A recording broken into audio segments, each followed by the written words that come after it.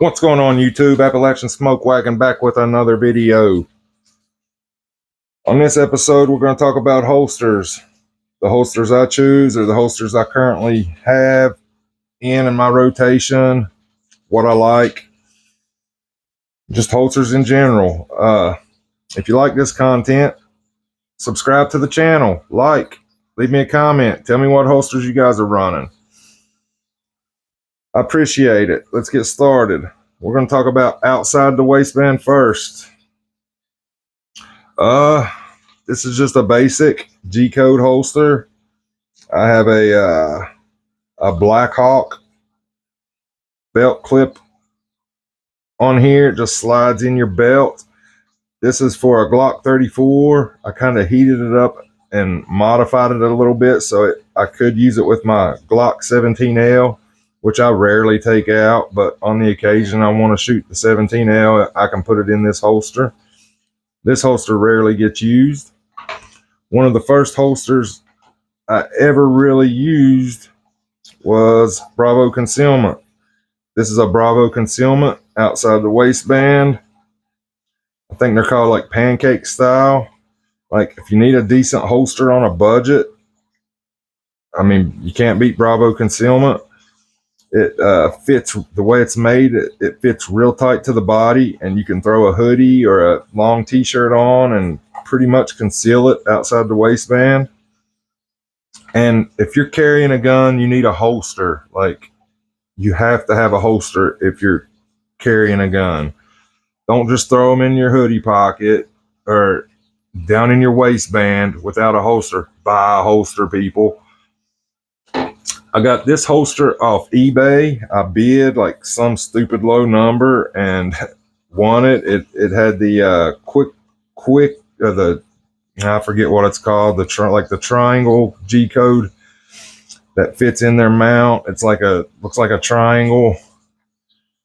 And I didn't have the receiver for that, so I took the mount from this G-code and put it on this, and this actually is for a G34 with a TLR1, which we happen to have right here, and it's clear. You see empty chamber, no magazine.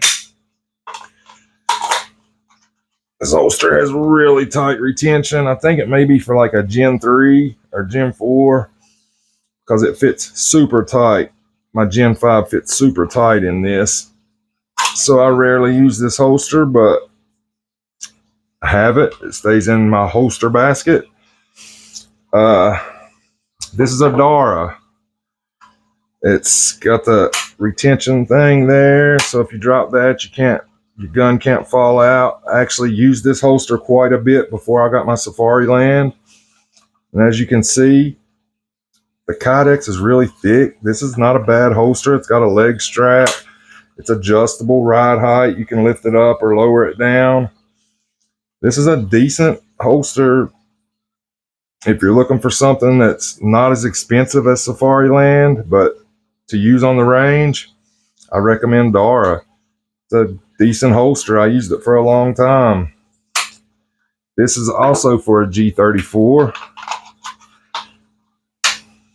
And then when you want to draw, you just push the release and draw.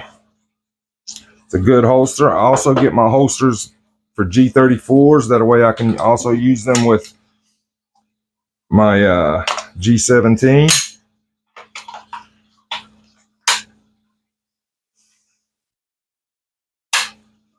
Yeah, I forget what I paid for this holster, like maybe $120, $130. But yeah, if you don't have that Safariland money, go check out Dara. It's been a good holster.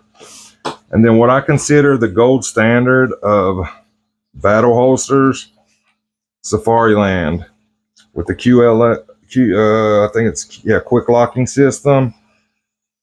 This one has the nub mod. It's an awesome holster. I wish I would have bought one of these, just put the money out and bought one of these a long time ago. I really, really, really love this holster. It's for a G34 Gen 5 with a TLR1, or it will accommodate the Surefire, I think X300 also. good lockup, keeps dust from getting on your optic. And to release, you just, but no wobble with the G34. It fits solid. And I can also put my 17 in it. Now the 17 does have a little wobble because it doesn't go all the way down to the little pin that goes in your barrel right there. So it does have a little wobble, but it's not bad and it works. So that's what I choose for outside the waistband right now at this point. Inside the waistband, we got a few different examples here. Back to Bravo concealment. I actually wore this holster for quite a long time. Now you notice it doesn't have a wing or anything, so it kind of wants to print a little bit more. But it works really well. This is for a G17. You hear it snaps in. It retains the gun well. I mean, for the money, you can't beat Bravo concealment holsters. That's been a really good one. This is actually a We the People holster. This is for a Glock 17 with a TLR-7A. And this holster works really good. I've got the Tier 1 conceal wedges, which makes it a little more comfortable. And I use it with this gun right now. And as you can see, it's an empty chamber, no mag. Locks up solid, holds the gun in. It's got the wing that keeps it kicked in so it doesn't print real bad. I don't really carry this gun, but if I ever wanted to, I could with this holster. And yeah, We the People holsters. Now, what I consider the gold standard on inside the waistband, and these are really the only two I've tried. I'd also like to try like a QVO tactical appendix holster and maybe a LAS concealment and a Feelster. There's several other holsters I would like to try, but this is a Tier 1 concealment. This is for a Glock 17, which is what I carry every day because I'm a big dude and I can pull off carrying a 17. I usually carry with an extended base plate mag that goes in the appendix, and this is usually what I carry. This is usually my carry setup right here. Tier 1 concealment. Then we also have T-Rex arm sidecar holster. This is like the Gen 2 with the spline system. You can get different attachments to go here, like a tourniquet attachment. I just seen on April Fool's they did a suppressor attachment right there, but like get your suppressor real good and hot and stick it in there and stick it in the appendix. Yeah, I don't think so. You know what I mean? But this and the T-Rex and the Tier 1, they're both really good holsters, and their warranty departments are awesome.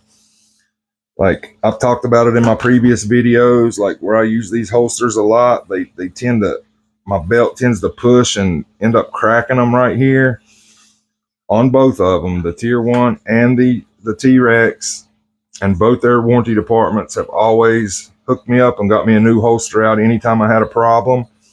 Now T-Rex has started using a little bit thicker Kydex, which I haven't had the problem on one of the thicker Kydex holsters yet, but I will keep you updated on that. They both fit the weapon really well and they're very comfortable. And if you add the wedges, it makes them that much more comfortable. But yeah, I just wanted to go over some holsters. And like I said, if you carry a gun, you need a holster. Get a holster. It's very dangerous to carry without a holster. So I guess that's about going to wrap this one up. I just wanted to go over some holsters and let you know some decent ones that I've used and actually vetted and actually tried. If you have any questions, you can leave me a comment or hit me at my email, appalachiansmokewagon@gmail.com. I appreciate all the support. I appreciate all the subscribe, the likes, the comments. Keep them coming. Thanks for supporting this channel. And until the next one, Appalachian Smokewagon out for now.